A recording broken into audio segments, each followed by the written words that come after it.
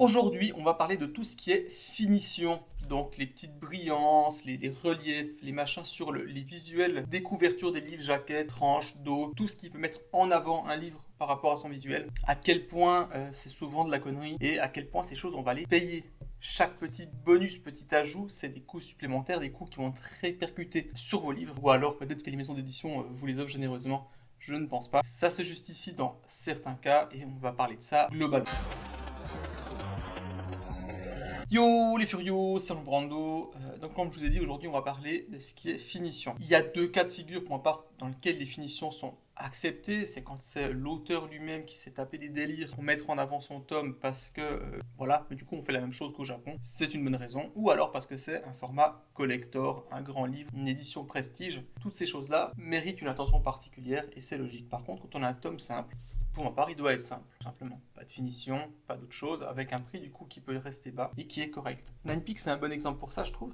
Toute la publicité a coûté très cher. Ils ont fait un jeu vidéo, ils ont fait une belle mise en avant. Mais le produit final, le livre, coûte pas cher. Vous allez me dire, oui, mais la publicité, ils vont peut-être la réinvestir, ils vont augmenter le prix pour camoufler le prix de la publicité, alors c'est quelque chose qui est possible, mais chaque tome du coup va coûter peu cher à fabriquer et c'est très bien. Alors que si tu fais une belle couverture qui coûte très cher avec des brillances, des gaufrages, des effets, chaque tome sera beaucoup plus cher à produire. Et donc le tome 2, tome 3, tome 4 également. Donc faire de la pub autour de l'œuvre avec pour le coup là un jeu vidéo et des produits dérivés, des goodies, c'était une super idée. C'est un manga simple, du coup à un prix simple, et moi je trouve ça très bien. Et du coup maintenant on va aller un petit peu dans ce qu'on trouve assez facilement et que je trouve con. Un bon exemple c'est Golden Guy. Super logo fait par Luchisco, j'aime beaucoup. Vous avez vu du coup là il y a une dorure, c'est brillant, c'est beau, très sympa.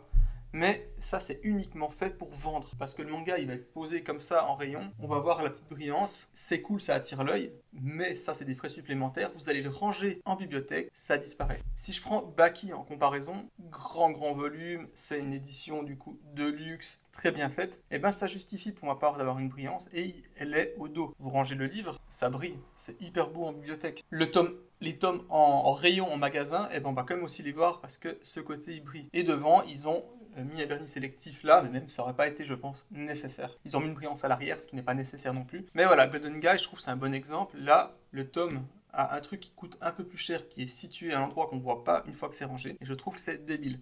Là, on est sur une édition prestige, de luxe, appelez ça comme vous voulez. Pour ma part, ça se justifie et en plus, c'est très bien fait, très bien mis en avant. Vous voyez un petit peu la nuance. Du coup, il y a beaucoup de choses comme ça que je trouve un petit peu connes. Là, je vous ai montré du coup sur Baki, on a à l'avant un vernis sélectif. Le vernis sélectif, on le retrouve aussi de plus en plus actuellement sur nos couvertures. Souvent, de manière qui sert pas à grand chose. Et parfois, là, je reprends un manga sans même dire au revoir, qui a, je mets en vidéo, ça sera plus simple pour vous montrer, également un vernis sélectif qui est pour le coup bien utilisé. C'est sur un grand tome, ça dérange pas pour ma part de payer ça. Je dis ça, le but de cette vidéo c'est juste de râler un petit peu quand il y a des tomes qui coûtent plus cher pour un format simple, je trouve ça con. Dans les trucs cons qui vient aussi, là, je trouve que c'est con tout court, c'est le jaspage. Le jaspage, il s'agit de faire en sorte que la tranche d'un livre, la partie qui est coupée, ait un traitement. Alors à la base c'était pour conserver des livres. Grosso modo ça sert à rien. Comme je vous ai dit, si vous mettez un livre en rayon, là il y a un des deux livres qui a un jaspage. Je vous mets ma bibliothèque qui a un livre qui a le jaspage, vous savez pas lequel c'est. Là il y en a des deux qui l'a. Alors quand on fait comme ça, c'est joli, mais même on dirait qu'il est juste jauni pour le coup avec l'âge. Mais non, il y a un vrai jaspage là-dessus.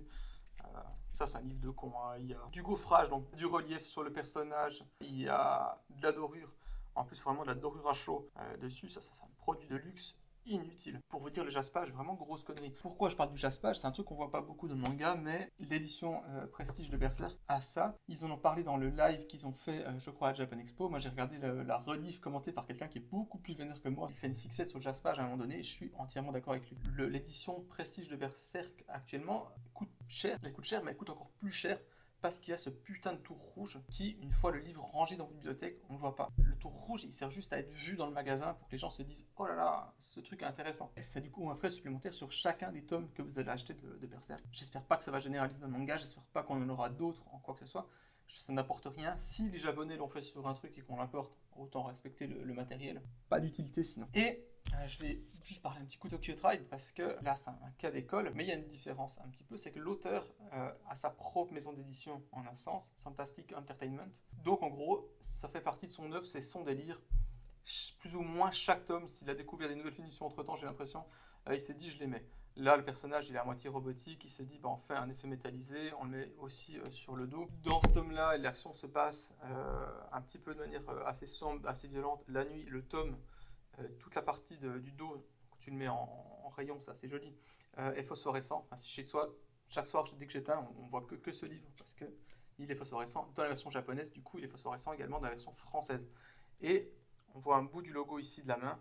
Je n'ai pas de moyen de vous le montrer, mais quand on éteint la lumière, la main devient en entière. Il reste en entier. Si le livre a été éclairé, évidemment la partie du logo est aussi phosphorescente. Concept très intéressant, en vrai de vrai, mais de nouveau c'est juste des frais supplémentaires pour un bouquin simple.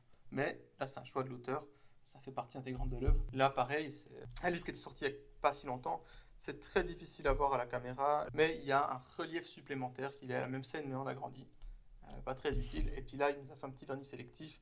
C'est joli, mais de nouveau, pour un tome simple, je trouve ça un petit peu con. Tout ça pour dire qu'évidemment, je comprends bien que les maisons d'édition doivent se démarquer et du coup que faire des finitions, c'est un bon moyen de se démarquer en rayon, mais c'est des coûts supplémentaires que vous allez payer sur votre livre. Et je trouve ça un petit peu bête. Autant avoir des livres moins chers et pas foutre la faute sur le coût du papier, même si maintenant c'est plutôt sur l'inflation que ça va être mis. Mais voilà, vous voyez un petit peu l'idée. Je voulais juste faire une petite vidéo comme ça. Mais pour dire en fait que quand vous voyez des finitions sur un manga en format simple, posez-vous des questions si c'est nécessaire. Quand c'est un format de luxe, un grand format, ok. Quand c'est un plagiat de la version japonaise, ok. Mais sinon, posez-vous des questions des fois pourquoi on paye des livres si chers pour des choses qui ne se voient même plus une fois que le livre il est en rayon.